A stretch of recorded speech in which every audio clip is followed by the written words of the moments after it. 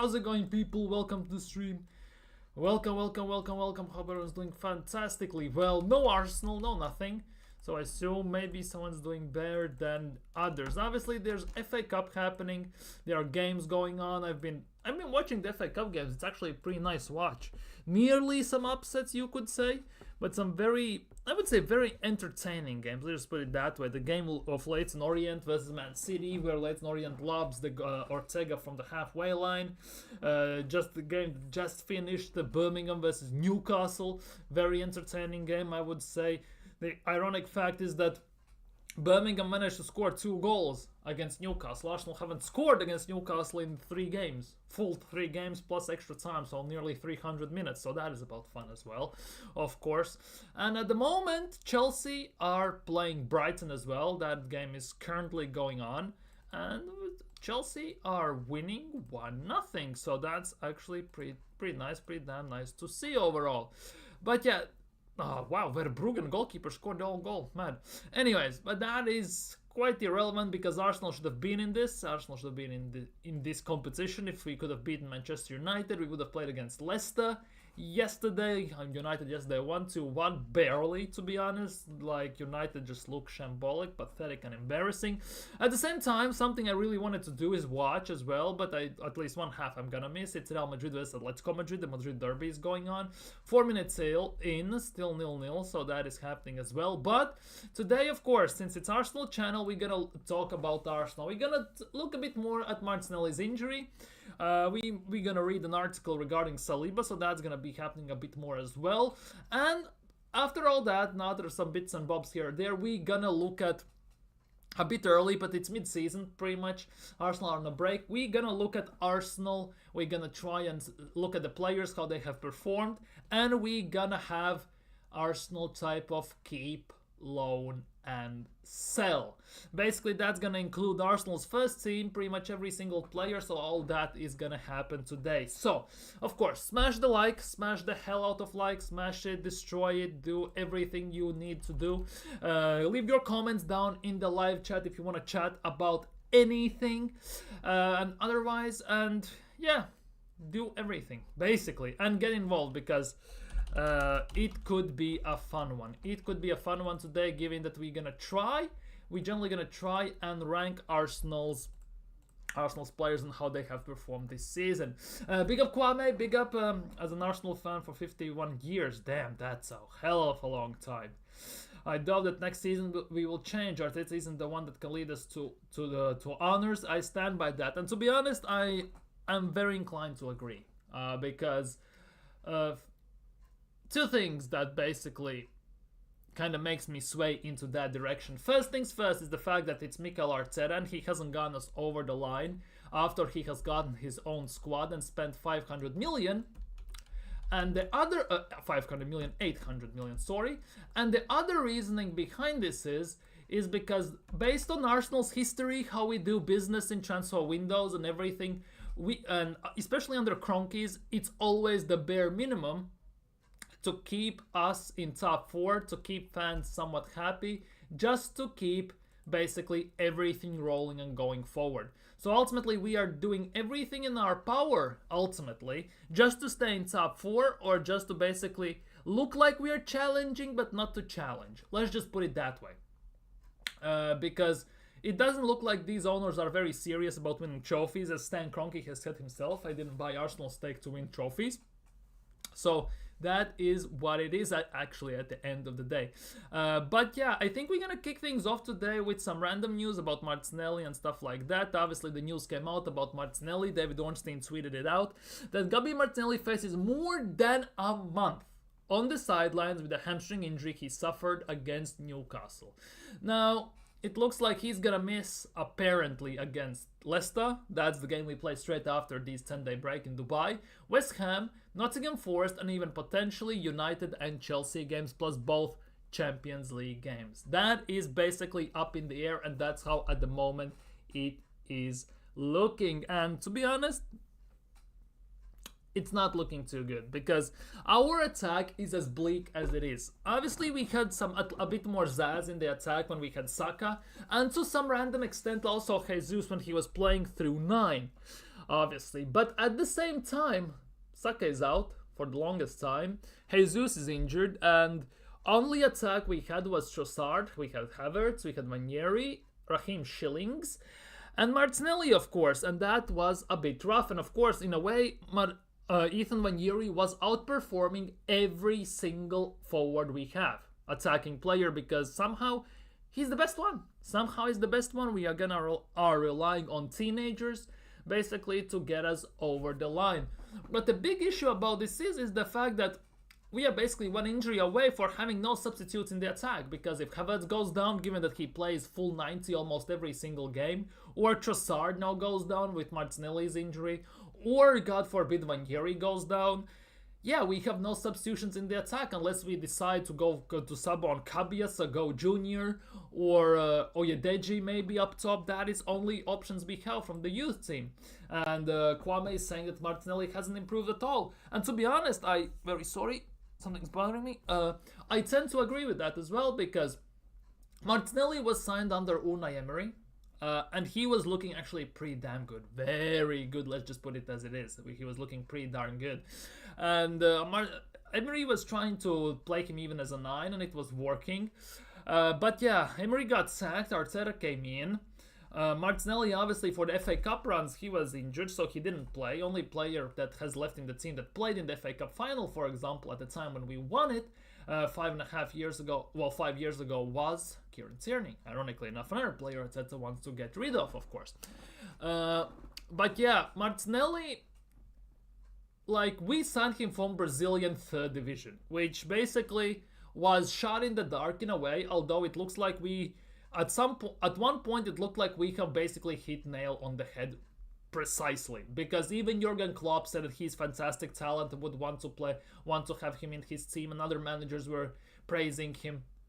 And basically that statement, that the praises that he got from other Premier League managers and other managers in general, was put basically into limelight in the 22-23 season, when we were playing very attacking, very high press, expansive football, which basically highlighted all of the strengths of our attacking force. So ultimately, at the end of the day, we know that there is a player there, that he can be good. Obviously, since Arteta changed the tactics from one end of the spectrum to the other one, basically since 22-23 season, we don't play very attacking football. We play very controlled, slow, methodical, U-shaped control, possession type of football, which is quite defensive as well. Martinelli basically feels like he has lost everything.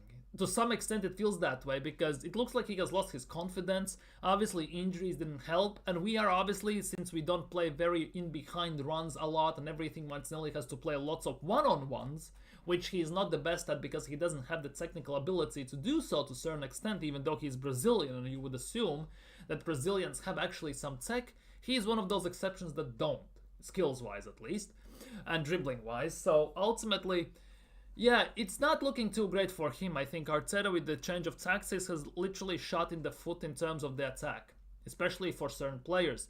And if you think about this as well, that Martinelli and Saka came up into Arsenal's team at the same time, pretty much. One from Hale End, obviously, one got signed and everything. If Saka's trajectory has gone only upwards pretty much, especially GA-wise, I'm going to put it that way, especially GA-wise, Saka's output has gone only upwards and forwards, when his performances at times, and quite a few times, let's be real, has been quite questionable and underperforming, right? He is providing the team with the moments of goals and assists and actually helping us winning games. Martinelli, on the other hand, feels like he has stagnated and is in standstill. He's been marinating in the same spot for the last 3-4 years, and he's not improving, and that is the biggest issue for me, and I think for a big part of Arsenal's fan base in that regard. Obviously, you can put big part of that on Martinelli himself. Obviously, injuries didn't help, as I said, but the confidence is in down lows. The goals he usually was scoring with his eyes closed, he barely can get on target these days, and everything. But on the other hand, you have to put some blame also on Mikel Arteta in that regard, because one of the main things that manager has as a job overall is to help his players develop and highlight his strengths. Highlight his strengths by masking his weaknesses in his system and the tactics. So ultimately, I think the big part of that is also on Mikel Arteta, because he's buying players, he's using players for his system. He's not basically making system to help the players. He's making his players help the system. And obviously it's not working. It has ruined quite a few players. And the signings we have made as well over the years that we have all questioned, let's be real. Players like Merino, players like Calafiori, players like Havertz, let's be real. Fabio Vieira, Kivior raises more questions than give answers at the end of the day. So yeah, it looks like Arteta basically is buying players to fit his system, not making the system fit the players. He's doing it basically backwards, and it more or less that is a recipe for disaster. Unless you have some magical thing you can make it work, it's never gonna work. And that is the biggest issue right here. Nobody's having Martinelli. Exactly, I'm not hating. He is underperforming because we have seen how good he is. That's the thing. We have seen how good he can be. And obviously, as I said, that is down to Martinelli himself to some extent. But also a big portion of that responsibility has to be put on Mikel Arteta. Let it is what it is. I don't want to see that. Keep him as a left back. No, enjoy club runners up 3 times. Yeah, Martinelli is treated like a robot by Arteta. And that is the biggest thing. That is the biggest thing, because Bukayo Saka as well in interviews has said that Arteta demands his attackers to defend first and only then attack. And that is the biggest thing. And that's why I think also Martinelli partially, also his output has been basically put down in the dumps, if that makes sense. Because when you watch other teams play, you never see, for example, Vinicius Jr. playing left wing back at the time defending. Same goes for Rodrigo or Endrick or Mbappe or someone like that. You look at Yamal, he doesn't play right wing back, or for Rafinha, he doesn't play there. For PSG as well, Kvaratskhelia and Barcola, they don't play defense as much. They are always some around middle of the pitch, so they instantly has the output. Basically, he has the output when they get the ball from the defense, so they can instantly spread the ball wide and they can attack with pace. But Arsenal don't do that way. We basically push everyone back.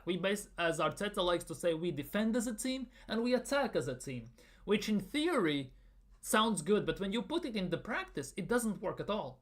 Because every time we have a chance to go on a proper counter, we always slow down and we turn backwards and we recycle the ball, which kills the momentum, gives the time for opposing team to set up defensively, and we basically then just become the boring same Arsenal we have been seeing for last more or less year and a half, more often than not. And that is a big issue. And that's the thing. I'm not slating Martinelli here. I'm putting this on the manager. This is solely on Arteta making his players play like robots. The football is so systemized these days that to a very high extent, the thing that made us as kids fall in love with football to big amount is completely gone.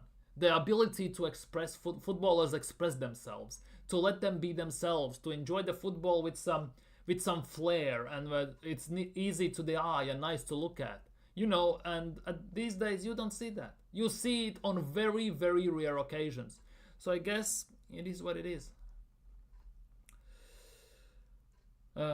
Nobody does that. Kieran Tierney should stay on. It's ridiculous. We're alone.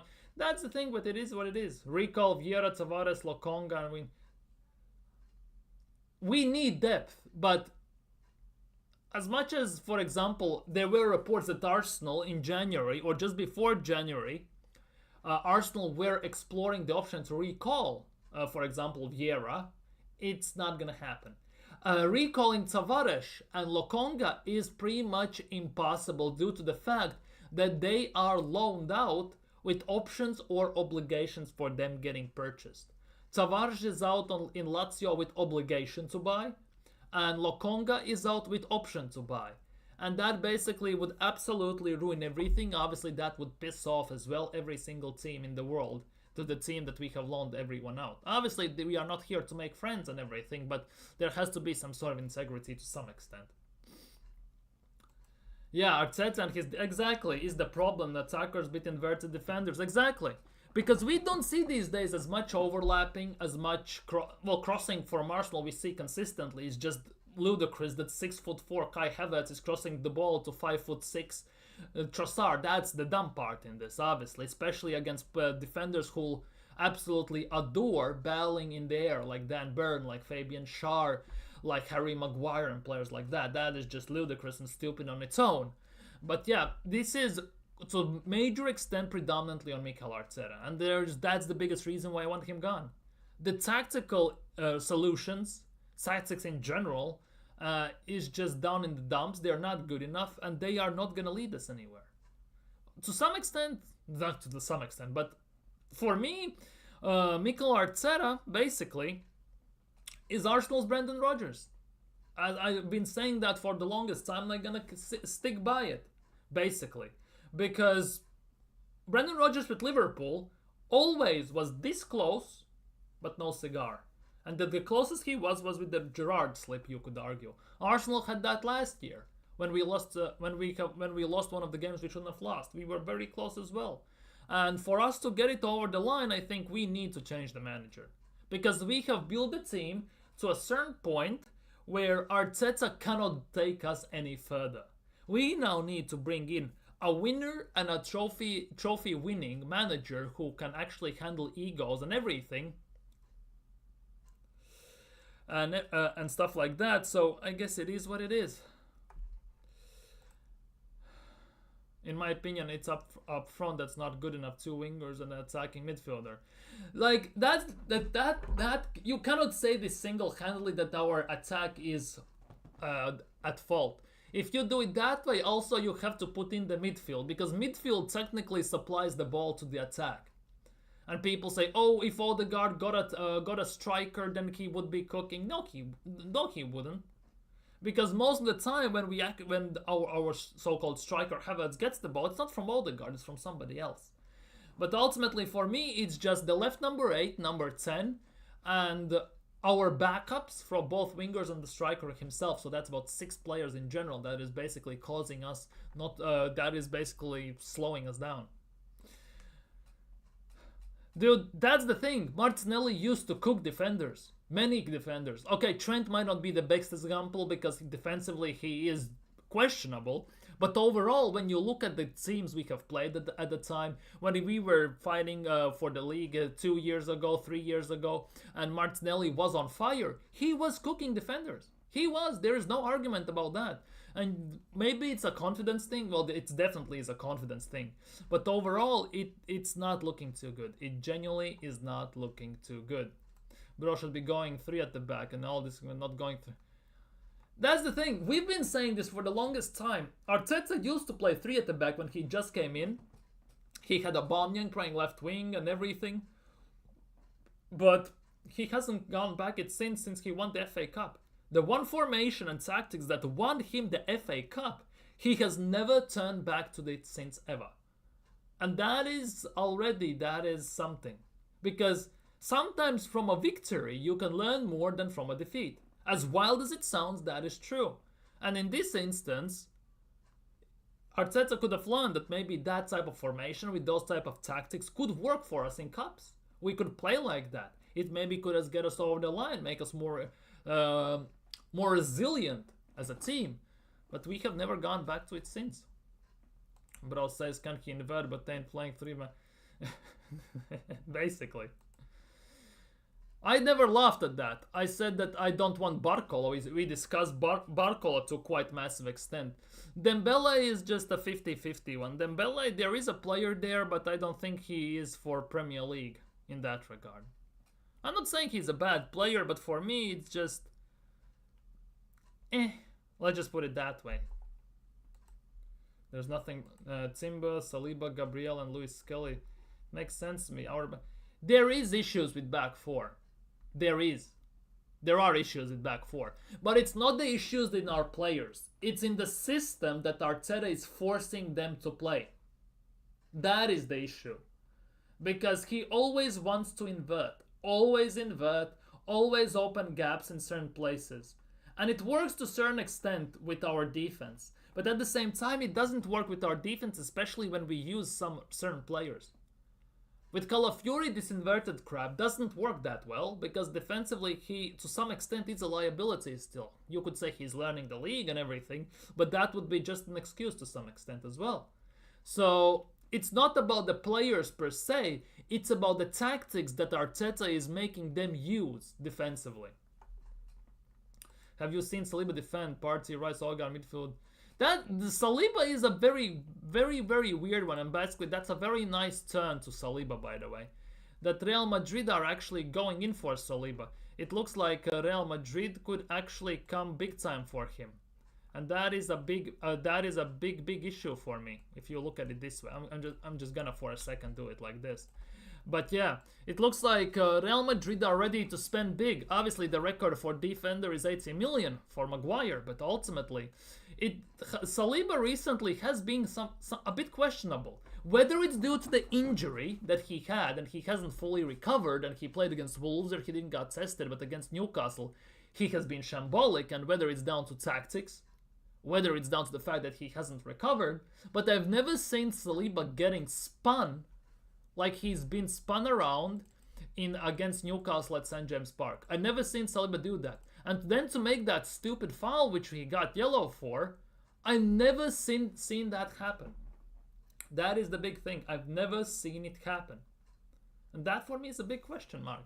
Is Saliba injured and he's kind of playing through an injury, which makes him play in that sort of type of situations, or mentally he's somewhat checked out and he's already at Real Madrid? I don't know. But it's definitely not the Saliba we used to know. I can definitely say it that way. Yeah, Odegaard's a big issue. Odegaard is a massive issue. Odegaard has 2 goals. Guardiola has more goals than Odegaard, and he's a left back. Antoine Robinson has more assists than Odegaard. Exactly. And let's be real, Bukayo Saka has been out for 2 months nearly. Well, almost 2 months, and nobody has overtaken him in assists. Gabriel has more goals than Odegaard, or the same amount. That is the big thing. Gabriel Jesus has the same amount of goals as Odegaard. And how much Gabriel Jesus has played this season? That's the big issue. That's a big issue.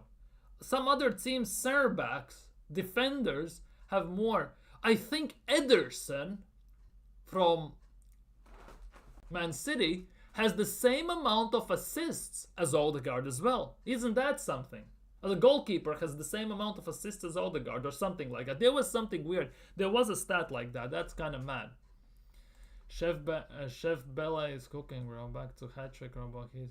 Chef Bella. Who is that? Chef Bella? Huh? Who is that? Who is that? Something has gone terribly wrong. Give me a sec.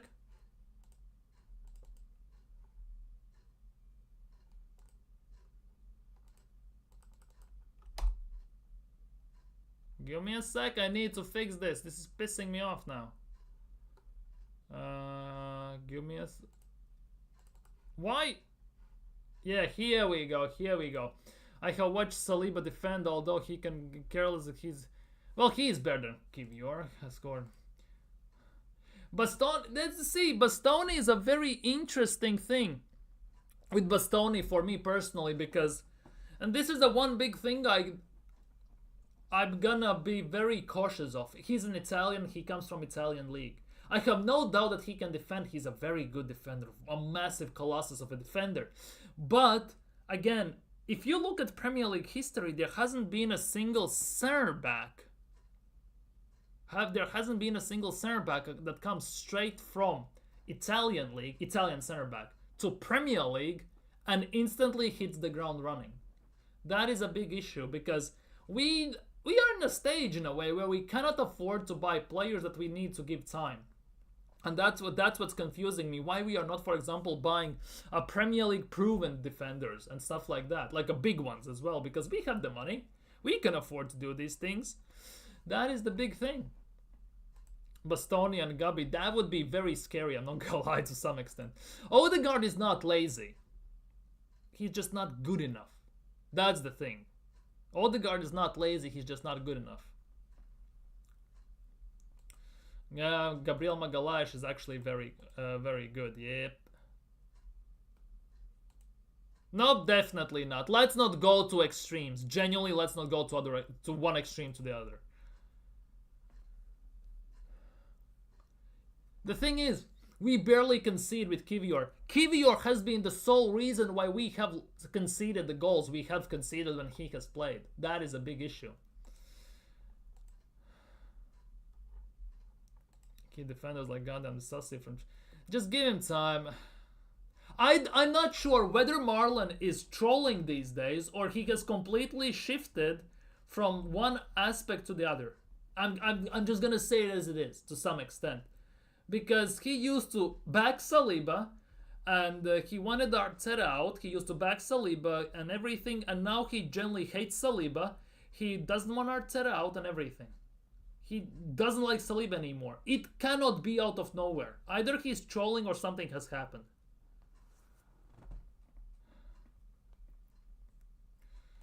Genuinely no idea.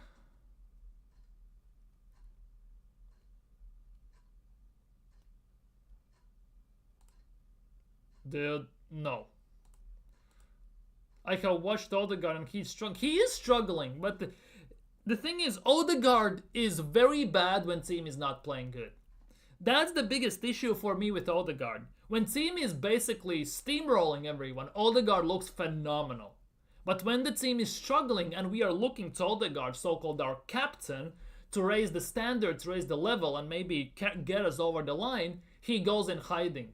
He genuinely goes in hiding. He doesn't perform. Whenever you get physical with him, instantly he disappears. He backs out of challenges, he backs out of passes, he's getting scared and run over. Either he's playing still injured and he hasn't fully recovered, even though it's been 2 months almost, or...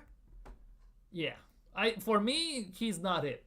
Odegaard is not it for being the captain and being anything. He is just not it. For me, at least. But yeah, Real Madrid have set sights on him, on Saliba, and apparently Saliba would cost quite a bit of money. Very huge amount of money. By the looks of things, at least. So time only will tell how everything would go, but definitely it's not gonna come cheap, let's just put it that way. The question is how much Real Madrid would be willing to pay, because that I think will be the biggest question mark of the century. How much Real Madrid needs center backs. Rudiger has already said he would love to play together with Saliba. What's its face? Alaba is injured again. Militao is getting hit with injuries quite consistently in these days, so they definitely need someone big, strong, and very good on the ball, and they need someone like that, and Saliba obviously is one of those players. So the question is how much they would be willing to pay, because his contract runs out in 2027, so in 2 years. I'm not sure Real Madrid will wait. I think they're going to try and get him sooner. The question is whether it's going to be this summer or the next summer. And the other question is how much they will offer for him. That for me is the big question mark. That for me is the big question mark. And this is the big thing. This is the big thing. See? Saliba, Real Madrid's absolute priority apparently. But yeah, it was always going to happen. You didn't give him a manager that can win, which is basically what Arsenal have done with Saliba. He will leave just like Fabregas, Nasri, Van Persie and other youngsters. Maybe Saka at some point, who knows. But yeah, we can keep pretending we have a world-class manager that can win trophies in the meantime. And that is the biggest thing. Our manager is not good enough. We have players, to some extent, that can get us over the line. We have players who can get us over the line, who can play proper football and everything. The thing is, the manager is not it. Even a washed manager, even a useless manager won't win the league with world-class players. However, a world-class manager can win the league with very good, decent players. That for me is the big thing. That for me is the big thing. But yeah, and this is the other thing. Birmingham played Newcastle today. Birmingham played Newcastle today in the FA Cup. And this is what happened. 3 games, 270 minutes. Arsenal cannot score against Newcastle. Meanwhile, Birmingham scores in the first 2 minutes against them. Game before in FA Cup, Bromley scored in first 8 minutes. It took about I think 30-40 minutes, and Birmingham managed to score once again. They scored 2 goals, something Arsenal haven't done against Newcastle at all whatsoever. So it is what it is. Arsenal are just not good enough, I guess. Even Birmingham can score against them. Even Birmingham can score.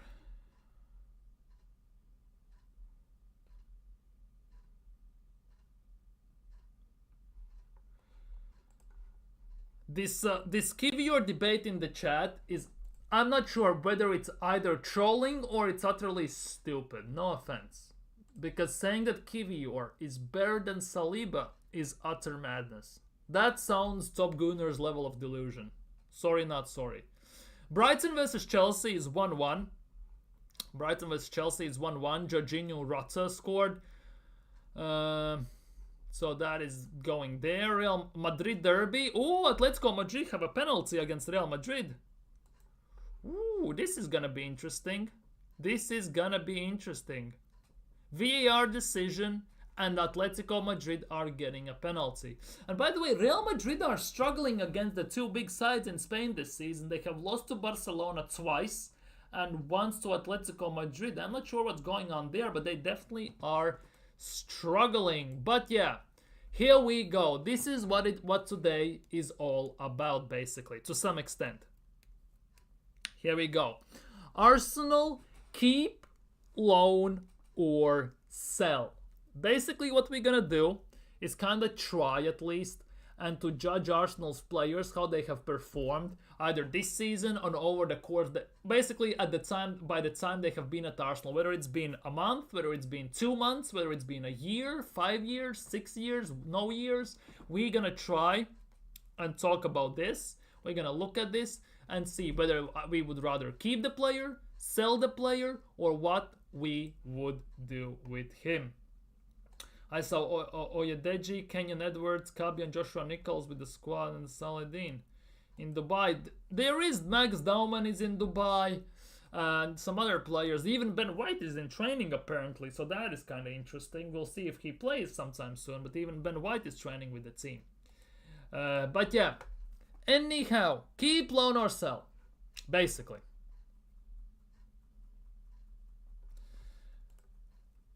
Can you relax, Marlon, with Saliba and basically dissing him all the time?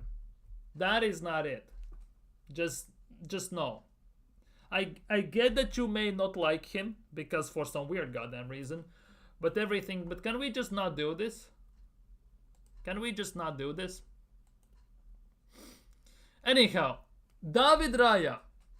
I would say, well, let's be real. It's a keep. Neto is a sell because he's on loan. Let's just put it that way. Now, what we are looking here. Jack Porter, that's a loan, of course. And Tommy Setford as well is a loan. Let's just put it that way. These 4 goalkeepers, there are 2 youngsters who play for under 21, so they definitely are going out on loan. Neto is here on loan in general, so he definitely is not staying, so he has to go. But yeah, let's move on. Let's move to the actual players. William Saliba. Let's start with the big Willie. Pause. That sounded mad. Pause. That sounded mad. William Saliba. For me, it's a no-brainer. It's a no-brainer that we are keeping him. I wouldn't sell him for now, at least. Same goes for Gabriel Magalhaes. There definitely is an argument that Gabriel Magalhaes, since the Qatar World Cup, has been the better center back of the 2.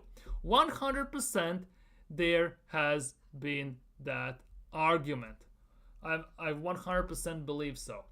So we'll see how this goes, but yeah, for me, Gabriel in a way has been the better center back of the 2 in the recent times. Saliba, he's always been very decent. This season more than others, I'm not gonna lie, he has had some up and down performances. That is something I definitely That is something definitely that is bothering me a bit. And the ironic part is that those up and down performances specifically started just around the time when the links when the links with Real Madrid started to come up. So I don't know whether it's because it's in his head, and that's why recently as well he's maybe mentally partially checked out and he's somewhat in Madrid already, or what, but or he's injured, or he's playing through an injury and hasn't fully recovered because he just had a muscle injury recently. So I don't know, but yeah, I think Gabriel for the last year, I would say year and a half, of the two defenders has been the better one. As I'm not sure it's a hot take, but I think there would be people who disagree with me. But I think that definitely for me is the right deal.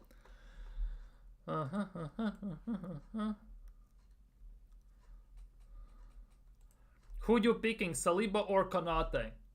Depends on position, depends who is he being paired with, and depends for who you are talking to. Arsenal, Liverpool, or French national side. It genuinely depends on many, many variables in that regard. Anyways, let's move on. Jakub Kivior. I know Marlon is gonna start to cry in a second about this, but I would sell Jakub Kivior. For me, he's just not good enough. Yes, I get it, he can play left-sided center back, he can play left back, but since Arteta has just signed Calafiori, I don't think he is not going anywhere. Since Calafiori has just been signed, he's not leaving, so that leaves Kivior out of sorts. And if you recall as well, remember the time when we were 8 points clear and we signed Kivior, and Saliba was injured and he went and we had to play a center back. For some weird reason, Arteta decided to play Rob Holding instead of Kivior. Still haven't forgotten how Kivior is tying his shoelaces mid-game as we are conceding a goal. That for me is genuinely unforgivable offense in that regard. But I guess it is what it is. Maldini, that is a loan. I haven't seen enough of him. I don't watch too many, I would say, Premier League 2 under 21 games. But for me, currently, he's alone. See what happens.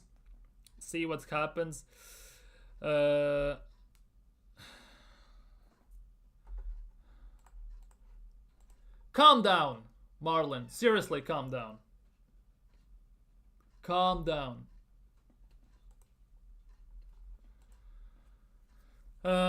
So yeah, he goes out on loan. Kieran Tierney. That is Kieran Tierney. Yeah, Kieran Tierney. If it was up to me, I would keep Kieran Tierney because he is the best left back, out and out left back we have in the team. He's a guy out of all the defenders who can cross a ball properly, who he loves to defend. He can also play left-sided center back. And in 3 at the back, I mean. And of course, he can play as a left wing. If we didn't have, left wing back. If we were not inverting, if Arteta wasn't forcing inverting specifically on our wing backs, I think Kieran Tierney would be still our number one guy. I know he has gotten some injuries over time, but he's being, in my opinion, quite heavily mislabeled as injury-prone player solely because he's not injury-prone. Other players have been more injured. Yes, he has had quite a few injuries to some very long extents, but he is not as injured as Partey, as Jesus, as Zinchenko, Tomiyasu. They all have been more injured, and they have been more annoying in that regard. So I guess that it is what it is. For me, Tierney should be staying. I'm not sure why Arsenal are letting him go. Either it's Arteta's unanimous Arteta's dictatorship decision that he is actually not good enough because he solely cannot invert or what. But I guess it is what it is. Tierney, Tierney is a wonderful crosser. The way he can cross a ball, it's actually kind of nuts. It is actually kind of nuts. because whenever he comes on as a substitution, he has had some phenomenally fantastic, what's its face, crosses of just with the first touch already. Yeah, Miko probably, big up Miko, he probably is a Liverpool fan by the looks of things.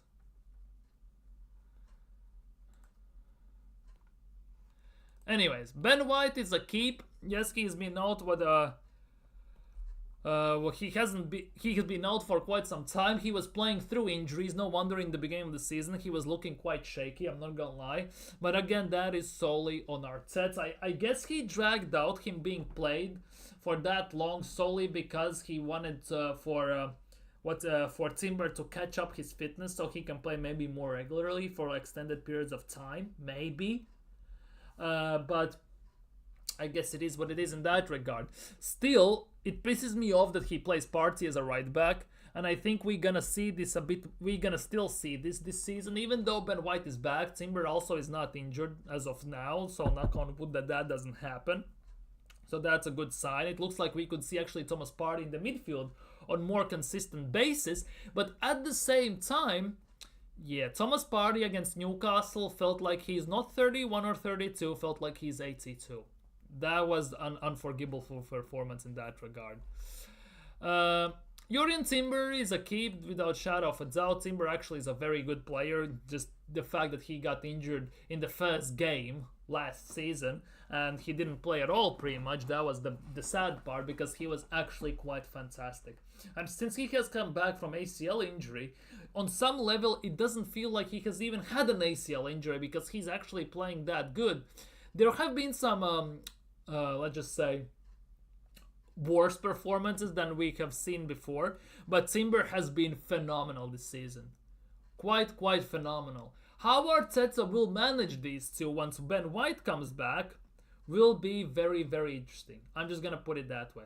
The way Arteta is gonna manage those two, it's gonna be very interesting watch, because the longer we have Timber and White in the team, the lesser of a chance we have that Arteta is gonna play Thomas Partey as a right back. And that is everything I want. I don't want to see Partey as a right back ever again. Ever again. Definitely don't want to. Definitely do not want to. That is the big thing. Alexander Zinchenko, I would sell. I think the time has gone and the time has passed. And maybe for the first half a year, maybe for the first 7 months in the season when we just signed him 2 years ago, he was good because Arteta wanted to do this inverted crap and everything, and it was working. But he got nutmegged against Liverpool by Trent. Then he cried. We drew against Liverpool. That wasn't great. But with him, actually, it's the weird thing. We signed from City Zinchenko and Jesus. Two signings, arguably, that Arteta thought we would need, but we outgrew them as a team in less than a season. That is the big thing. We as a team, as an Arsenal, outgrew specifically Zinchenko. I'm not talking about Jesus here, but Zinchenko specifically, as a team in about 6-7 months. You could evidently see that he was not good enough. And the fact that Arteta has spent about 150 million just to sign left backs alone and still hasn't found the right one, which at the end of this season, during this season, basically he figured out that the best left back we have in the squad is a Highland graduate, which costs him nothing. It's a very big issue. Because imagine if he managed to sign a proper forward for those 150 million. We would be chilling. There's a big chance that if we signed actually a forward, a striker, he actually would be on top of the league. We actually would have won something by now. That is a big thing for me. Takehiro Tomiyasu for me is a sell. I'm sorry, but the fact, is he even alive? Is he even with the squad? He has been injured this whole season. He's been back for one game where he came on as a substitute for about 20 minutes, and we haven't seen him on the bench, on the pitch, or near the squad ever yet. We signed him from Bologna, ironically enough, just like Calafiori. But overall, Tomiyasu, when he's not injured, when he's fully fit and everything, For me, he's a very good and fantastic defender. He can play left back, he can play right back, also center back to some extent, but predominantly right back and left back. I still remember how at left back he basically locked off Mohamed Salah. He's tall, he's strong, he's very good defender. The issue with him is he is so damn injury prone that it's not even funny. He needs a recovery for the recovery from the recovery, basically, when he's getting injured. And that for me is the big thing, and that's why I would sell Tomiyasu in this regard. Big up Pepper, big up my guy, big up Pepper. How you doing today? You doing well? You doing well today? Anyways, moving on. That's what it feels like. Tomiyasu has been abducted by aliens. He has vanished, and nobody has seen him. I'm just... got over the loss, I get that. I totally get that. I totally get that. he's still... I don't know where he is. He's in Japan. Is he with the team? I haven't seen him for the whole year. That's how mad it is. That's wild. Calafiori. Oh, yo. Calafiori. Keep or sell? I'm gonna keep. And one of the biggest reasons why I want to keep him is that the fact that I want, for now, exactly, as Pepper is saying, keep him for now. And the biggest reason why is, to some extent, I want to see him as a left center back.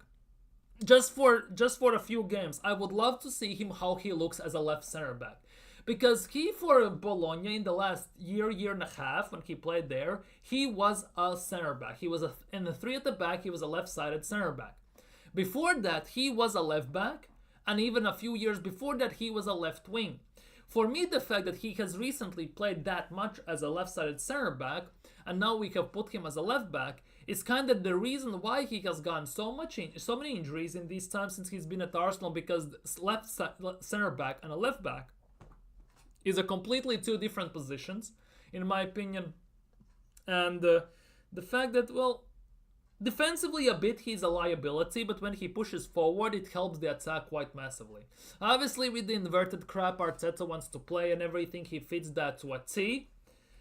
But for me, for now, at least till I see what about Calafiori, I would keep him, because there's also no chance in hell that Arsenal will sell a player they just signed last summer. That is also the case I have to take into account.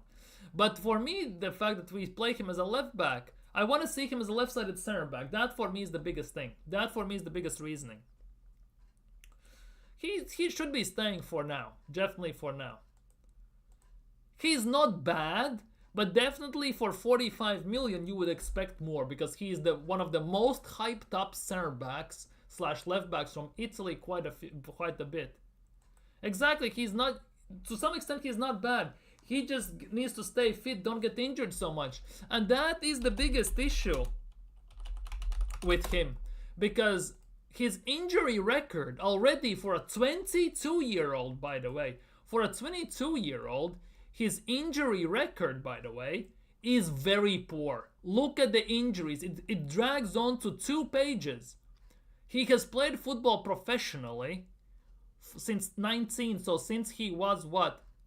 Since he was 16 years old. And look at the injuries. Ligament, missed a year. 6, 9, 5. Then you go into other page, basically. And here we go. 7, 11, 11, 1, 2, 4, 10, 10. He has had already an ACL injury, and he's injured every single season for quite some time, for quite long amounts as well. He misses every single season, as it says here. He misses 75 games, 5, 33, 18, 15, 2 last year, and this year already he has missed 14 games. That's the biggest issue with Calafiori. We have purchased another borderline injury-prone player, which is money not well spent, let's be real, because we have a few of those already in the team. And that is a big issue in that regard. Yeah, that's the big thing as well. For Arsenal, credit where credit is due. It's weird that our defenders have better finishing than our attackers in front of the goal. As weird as it sounds, that's what Arsenal have done. Our defenders, Gabriel, Calafiori, Tierney, Timba, they all have better finishing in front of Skelly. They all have better finishing and better tech in front of goal than our attackers. As wild as it sounds, as weird as it sounds, but that's how it is. This club is totally ass backwards, genuinely. When he's fit, he's actually somewhat decent. For me, the fact about Calafiori is he's not a wingback, and that for me is a big thing. As a center back, I can see him working quite well. A 3 at the back center back, he would be fantastic as a left-sided center back, in my opinion. The left back leaves him exposed a bit. That for me is the big thing. Because if you play 3 at the back, technically 5 at the back, you have 2 players covering you. But if he plays as a left back alone, there's only technically 1 player from defensive line that's covering you. And maybe sometimes, given that, I don't know, some deficiencies, especially strength-wise, because he has been bodied too many times for my liking during games, it leaves our defense and him on its own sometimes a bit exposed in that regard. That for me is the big thing in in this situation. Myles Lewis-Skelly is a keep. I'm not gonna lie, Myles Lewis-Skelly for Arsenal has been a breath of fresh air. He totally has been a breath of fresh air and something we needed. We have spent insane amount of money on left backs just to find out that our best left back, at least at this stage of the season, is a Haaland graduate. And he comes for free. Pause. That sounded mad. Mad. I forget what I said. But yeah, he's for free. That is the best part in that regard. The biggest question is, Arteta said that maybe in 2 years he sees him as a left number 8. So that now brings me the big question. Will he be a left back? Will he be a left 8? He can do both, and that's the weird part. And that's a good thing to some extent, but that's also a weird part because if you recall, when we had Granit Xhaka, Mikel Arteta also made him play as a left back at times. That was also the thing that happened. And Granit Xhaka is not a left back. He's slower than Thomas Partey, as weird as it sounds. And slower than Merino, by the way. But he also was played at left back. And Arteta wants these weird players who can invert getting played in those situations. But one thing I will say though, and I will say this seriously. We are very lucky that we have 2 Haaland graduates who were ready instantly to step into Arsenal's main squad. I'm talking about Skelly and Ranieri here. Because we used to scream at Arteta and shout that he doesn't give youth a chance. And I don't think if everyone was fully fit, I don't think these 2 youngsters would get that big of a chance. Credit where credit is due. They have grasped this chance they have gotten to 1000%. But to some extent, I strongly believe that Arteta fully has lucked out. Genuinely, it's pure luck to some extent on his part that our 2 teenagers are that good, 17 and 18 years old, that they are that good that we actually don't miss our main guys. And these 2 have become our main guys and they are carrying the team. That for me is the big case about this. I think Arteta is very lucky, just like he got lucky with some other players in the team, in my opinion. But hey, it is what it is. Skelly is and Ethan Ranieri as well. Quite fantastic. Well, depends how you look at things. When he's fully fit, he's not that slow. But when he has just come back from injury, the time Partey takes about 5-6 games, he's very slow. That's painful to watch. The luck of... that must be studied. That genuinely must be studied. He lucked out with Saliba. He lucked out with pushing Ben White from center back to right back. Because let's be real, Arteta never had a plan to play him as a right back. Then he got, of course, his season saved by Saka and Emil Smith-Rowe 3 years ago. So he lucked out in that season as well. Now he has been lucked out with Ranieri and Skelly. How does he keep getting this? It's actually kind of nuts. How does he keep getting through this with so much luck? I only hear people acknowledge Arteta's luck on your channel. Even many Arteta skeptics don't mention this much. Well, it's not a thing you basically instantly think about. But for me it was basically...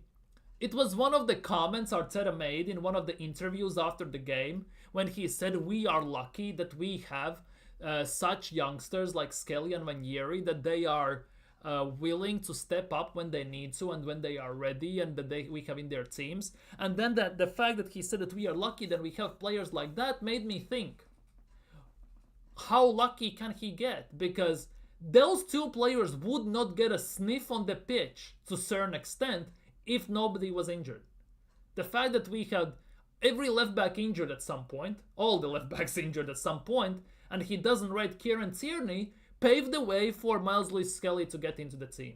The fact that Saka got injured and the uproar Arsenal fan base caused because of that he doesn't play Ranieri but he plays Havertz there, after the fact that Arteta said that he could play Ranieri in a 10 whilst Odegaard was injured and he never played him there, I think that also made him he was forced to kind of basically throw shit at the wall and see what sticks.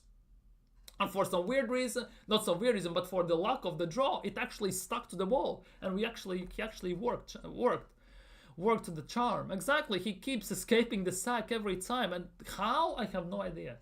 He's like 9 lives.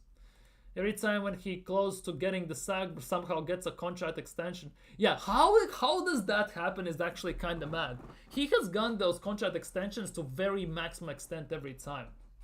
By the way, Thomas Partey, if we talk about this, right? I am caught in between two minds about Thomas Partey, by the way. Gonna get to that in a second.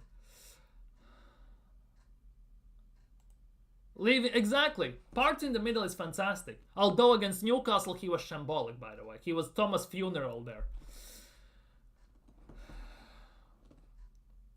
He was so close to sack. Boom, ESR. Exactly. Boom, Saka ESR, bail him out. Exactly. Aubameyang scores the goals, wins the title. Although that doesn't save him his career. He just got lucky. Oh, well, it did, to be honest. Because of the back of that FA Cup, he got 2 more years, which inevitably led to another contract. So you could say that to some extent it actually saved his career.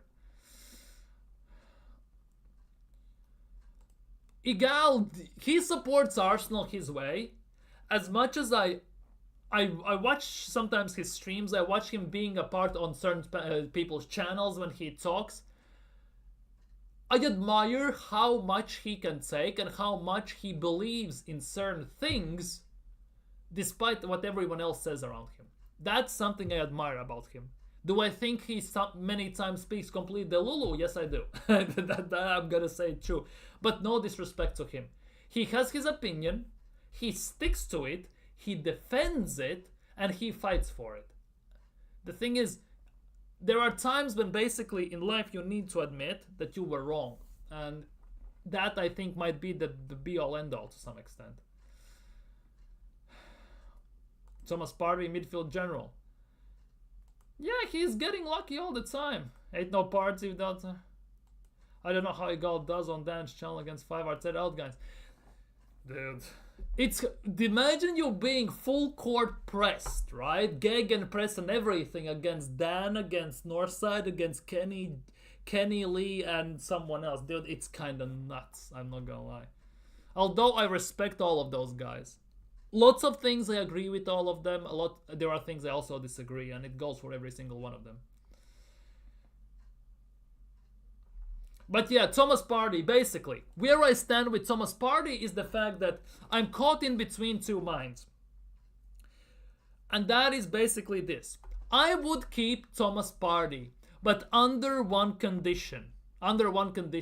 If I can sign him on 1-year contract with an option to extend for 1 more year and with salary decrease. He's on 200 something grand at the moment, 230, something like that. If I could sign him even on 150 or 130, then I would sign him. Ultimately, if I cannot do that, I would sell him, as bad as it sounds. For me, I would love to keep him, maybe allow the youngsters maybe to learn from him how to play out from defense into midfield, how to connect defense to the attack with him spraying the ball around and everything. I can see that, but for me that is the big thing. I would keep him if I could sign him under certain conditions. That for me is the big thing. It's not just any guys he's on with. Exactly, and I'm telling you, Jez Lee, Gunner, Kenny, Ken, Northside sometimes is there and everything. And how he does that, it's actually that's something I admire about him. Yeah, that is the thing. At some point it has to happen. It cannot drag out long till the end of time, surely. I'll be there to be... Dude. Anyways, Thomas Partey, for me, I would keep him, I would re-sign him, but only if he takes a wage cut, about 40%. I would sign him down from 220 to like 130 to 150 in that region. 1 year with an option to extend for 1 more year. That's how I would sign him. Holy crap. This will be an uproar. Martin Odegaard. Oh, bloody hell. I will get crucified by this in the chat and comments, won't I? I want to sell Martin Odegaard. I'm sorry, but he's not the captain.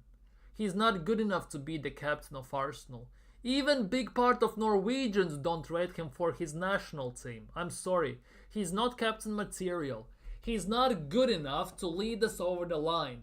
Oh, but he gets goosebumps when he hears North London forever. When the snot is, he's blowing the snot, rubbing it in his hair and everything. I'm sorry, but Odegaard is not good enough in that regard. Maybe as a left 8, maybe. I don't know, but Arteta will never play him there.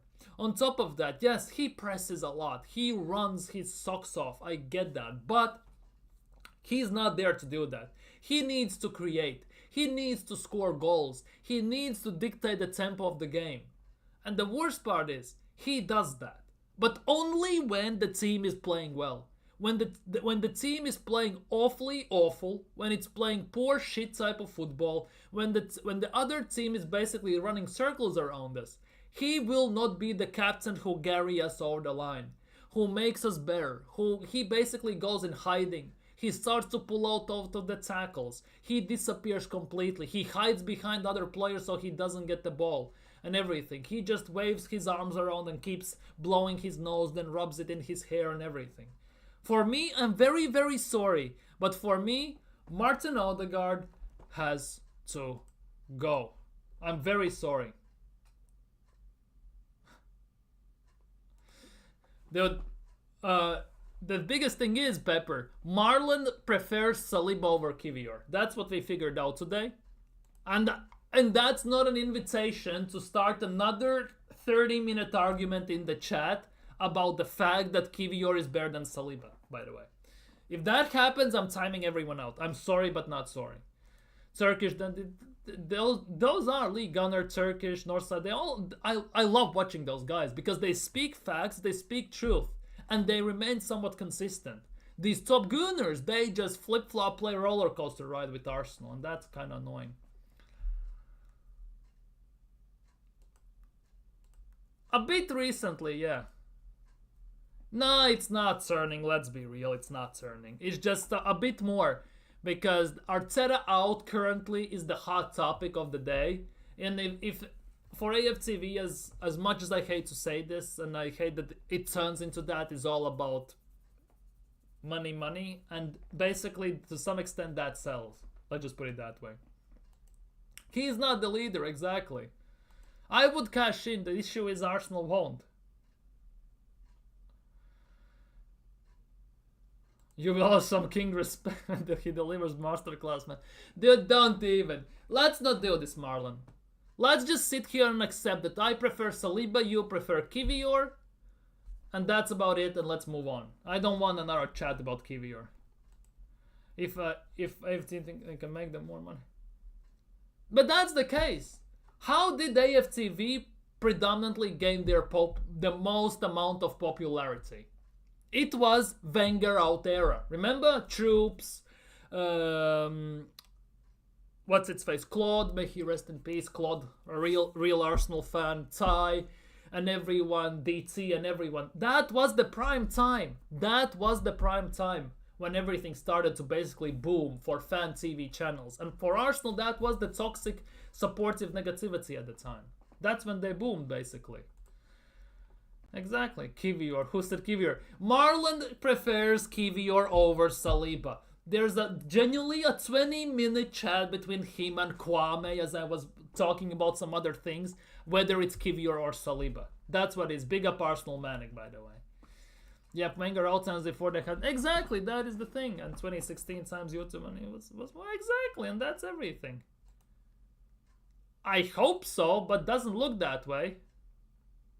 I hope so, but it doesn't look that way. Let's just put it that 20-minute argument between Kwame and Marlon about Kivior versus Saliba, that Kivior is much better. Not sure whether it's a joke or not anymore. That is the big thing. Anyways, let's move on. Jorginho, he has to go. Time is up. Time is now. I'm sorry, Merino has to go. Why the fuck did we sell him? He turns slower than a triple-decker bus. Oh, he's good at tackling. He cannot even do that right. And if he gets beat, it takes him about 60 light years, by the way, to turn around and track back. And he cannot even track back because he has no fucking pace to track back. Why is he in the team? I have zero idea. Yet Top Gunners in, when was it? August told me, Merino is the last piece of the jigsaw to unlock Martinelli. Where is it now? Half a year later. Where the fuck is it all now? 8 months later even. Where is it all now? The fucking bete la mierda. Anyways, Declan Rice is a keep. Let's just put it that way. Vanieri is a keep, by the way. 100%. Now, we are getting to some very... Jesus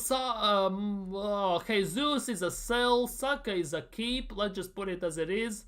Butler or Yadeji, I would sell. Sterling, piss the fuck off. Sago Jr., I would loan out. Havertz, I would sell Havertz, I'm sorry. And this leaves those three, and those three are the ones that piss me off the most, by the way. But Arteta signed a 5 contract he has failed to deliver. Facts, he has been... Yeah, exactly. Should have bought Vitinha, Fabian Ruiz. Exactly, should have bought any one of those over Merino. Should have. Shoulda, woulda, coulda. As always, Arsenal. But if it makes sense, Arsenal won't do it. Now, by the way, I would keep Trossard.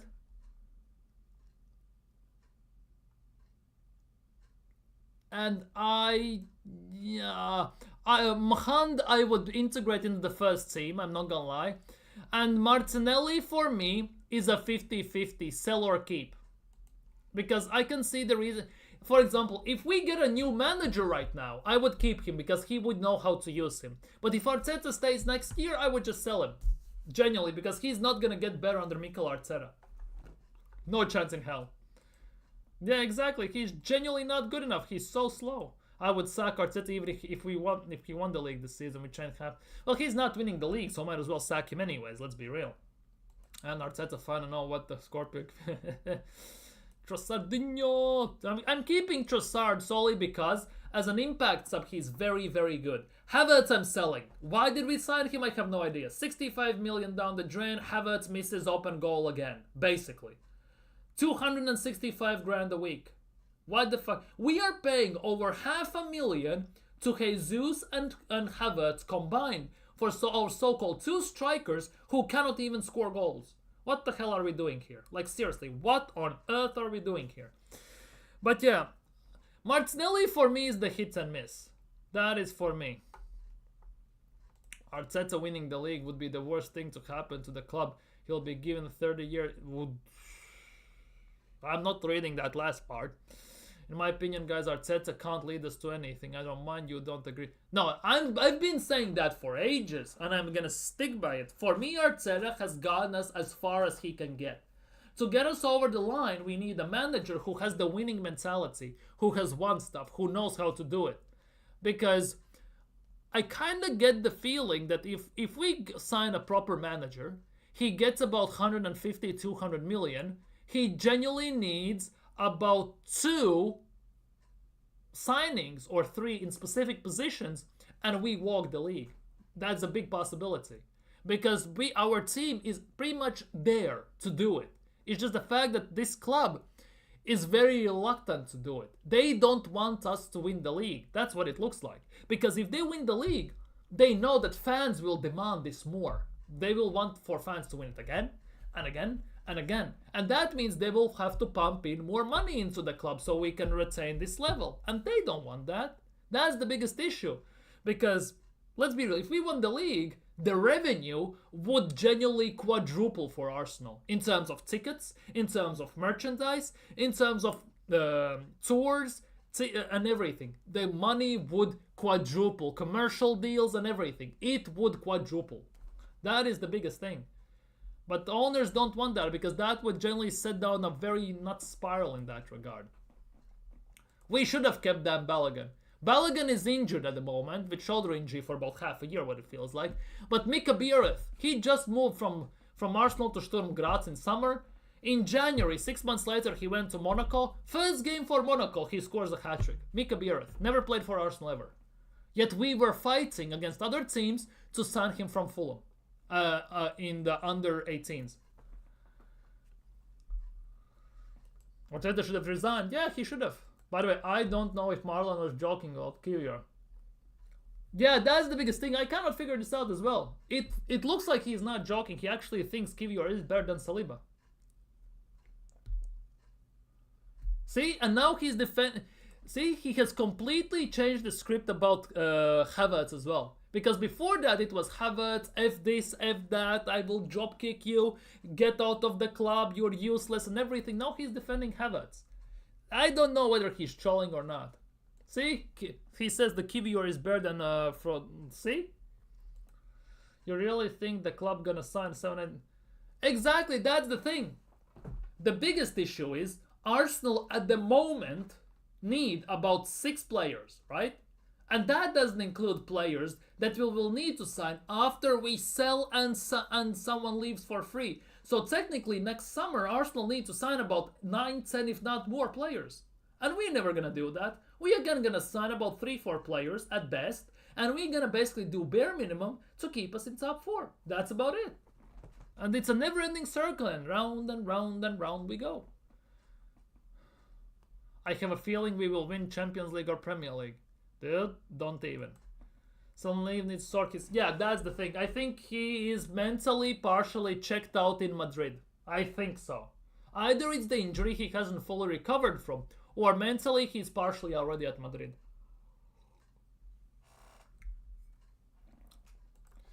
It looks like Saliba could leave next season if it... Yeah, that's the biggest thing. That could be the case. I was calling for Biereth for ages with the stupid club sell him to Sturm for... Exactly! 3 million to Sturm Graz. Sturm Graz sold him for 12 million. Four times the bigger value. To Monaco. Obviously Arsenal got about 50% I think sell-on clause. So we got half the money of that. So that's not too bad. Let's be real. But in the first game he got hat-trick. I was screaming for Balogun to get a chance. But Arteta preferred. And Nketiah gave him 100,000 a year contract. In the same summer we could have signed Isak for 70 million. But Arteta and Arsenal thought it was too expensive. He was not worth that. Now we are looking at Isak for 150 million. Make it make sense.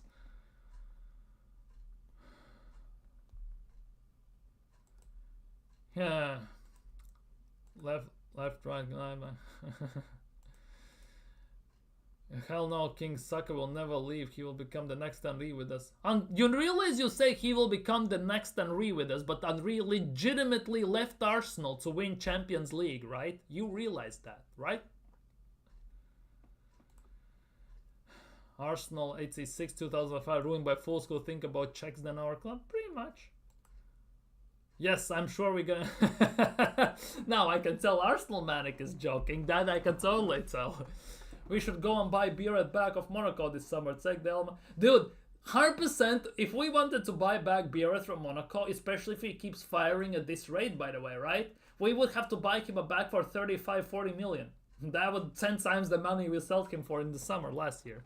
By the way, remember how we were dissing Colomwani?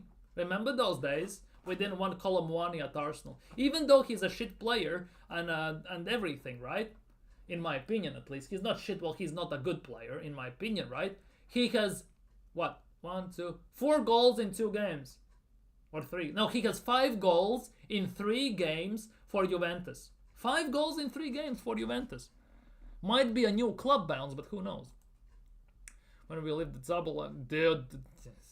When you dream, close your eyes, okay?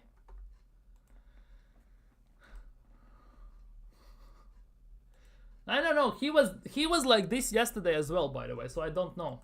He will win Champions League with Arsenal, dude. I ain't over till Big Gubby says it's over. 2, he never said what year he was referring to. Might be in about 10 years. Yeah, who knows? I just hope that in 10 years Arteta is not here still. That is the other thing I hope. Big up Kwame. Big up. Hopefully you will be. You will be here when Arsenal win League, Premier League or Champions League. You will be here. I know supporting Arsenal for 51 goddamn years is a very long stretch. And you have seen some phenomenal players at Arsenal like Smith and Winterburn and Hudson and I'm blanking now as I'm naming these. Of course, Campbell, may he rest in peace, Ian Wright, Tony Adams, and everyone. It's been a wild ride. Let's just put it that way.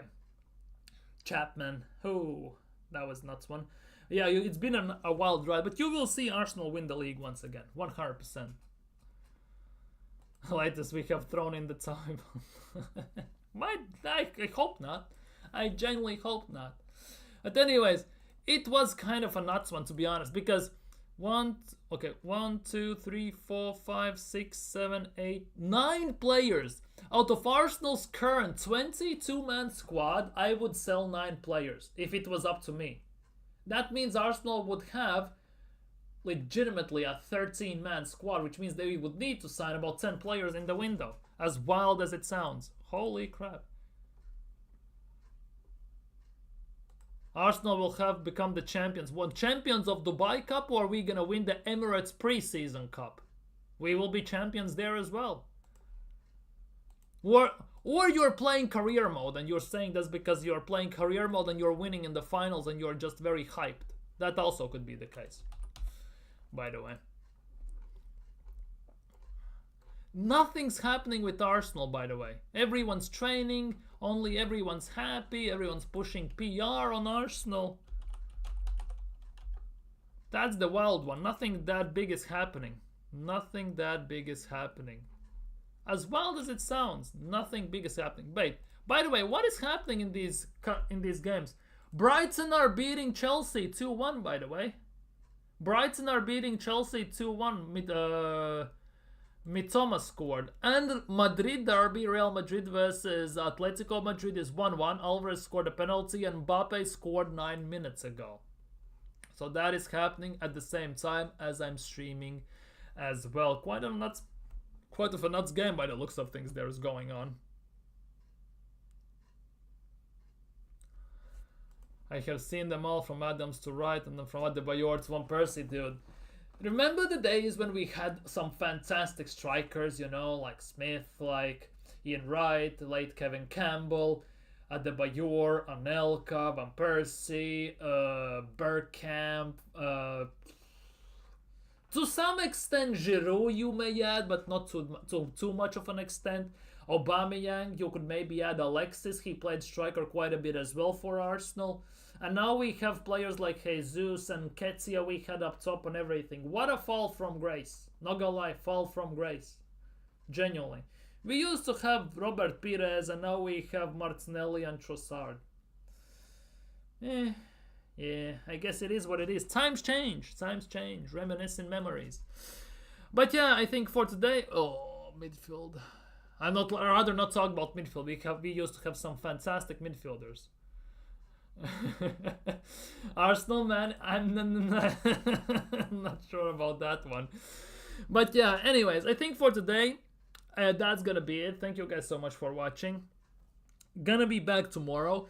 By the way, I put a post on my YouTube page about some stuff, video ideas. While Arsenal are in Dubai, some video ideas you would like to see, or maybe discuss or something like that. If you have any ideas, leave down under this streaming comments or in the replies to that post. Or if you are on X, by the way, You can follow me there and tweet me those as well, by the way. Yeah, almost on 5. We are getting there. We are getting there. The community is growing strong and powerful than ever. Big up, yeah. Smash the likes and subscribe. Take care, everyone. Take care. Take care. Have a nice evening. As Arsenal Manic said, smash the like, subscribe, take care, be strong. See you all tomorrow. Have a nice evening and enjoy the weekend.